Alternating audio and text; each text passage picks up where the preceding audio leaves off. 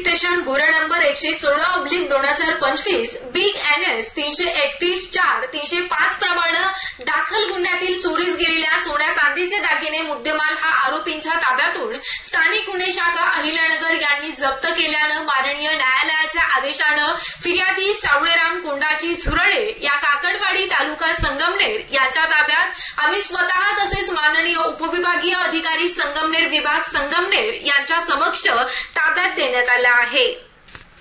संगमनेर तालुका police station गुरे number 83/2022 भादवी 392-34 प्रमाणे दाखल गुन्ह्यातील सोन्याचे दागिने फिर्यादी किशोरी अमित लोंढे वय वर्ष 35 राहणार वडगावपान तालुका संगमनेर यांना माननीय न्यायालयाच्या आदेशाप्रमाणे आम्ही स्वतः तसेच माननीय उपविभागीय पोलीस अधिकारी संगमनेर विभाग संगमनेर यांच्या समक्ष ताब्यात देण्यात आले आहेत।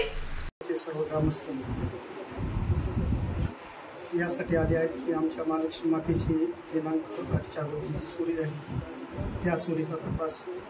स्थानिक गुन्हा शाखेचे साहेब असतील, सर्व टीम असेल, तसेच आपल्या संगमनेर तालुक्याचे पोलीस स्टेशनचे सर्व डिपार्टमेंटचे साहेब असतील किंवा आपले SV साहेब कुणाल साहेब असतील, यांनी सर्वांनी अगदी चांगल्या प्रयत्नातून त्या चोरीचा तपास लावला आणि आमचा जो मुद्देमाल होता तो मुद्देमाल आम्हाला दिला। म्हणून या तालुका पोलीस स्टेशनचे सर्व कर्मचारी असतील किंवा SV साहेब असतील, दोन्ही साहेब असतील, यांना मी माझ्या काकडवाडी महालक्ष्मीच्या वतीनं यांचे सर्वांचे आभार मानतो। तसेच आपले नगरचे जे राकेश ओला साहेब असतील, थोरात साहेब असतील किंवा दिनेश आयर साहेब असतील, या सर्वांचे आभार मानतो। त्याच पद्धतीनं कोर्टाचं जे काम आमचं पाहिलं ते आमच्या परिसरातील चिंचोली येथील अविनाश गोडी साहेबांनी चांगल्या प्रकारची आम्हाला साथ दिली, याबद्दल सर्वांचे मी आभार मानतो आणि या ठिकाणी थांबतो। पोलीस स्टेशनचे PI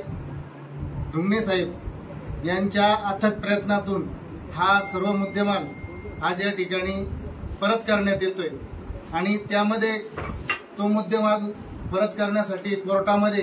जे अथक परिश्रम घेतले ते खऱ्या अर्थानं आमच्याच परिसराचं भूषण ॲडव्होकेट अविनाश गोडगे साहेब यांनी ते अथक प्रयत्न करून तो मुद्देमाल या ठिकाणी कोर्टाच्या ताब्यातून सोडवला। म्हणून मी सर्व ग्रामस्थांच्या वतीनं व परिसरातील सर्व नागरिकांच्या वतीनं संबंधित पोलीस डिपार्टमेंट संपूर्ण जिल्ह्यातील जे डिपार्टमेंट त्या काळामध्ये कर्तव्यदक्षपणे त्या ठिकाणी त्यांनी कामगिरी केली, म्हणून मी सर्व ग्रामस्थांच्या वतीनं त्यांचे मनपूर्वक आभार मानतो आणि महालक्ष्मी चरणी एकच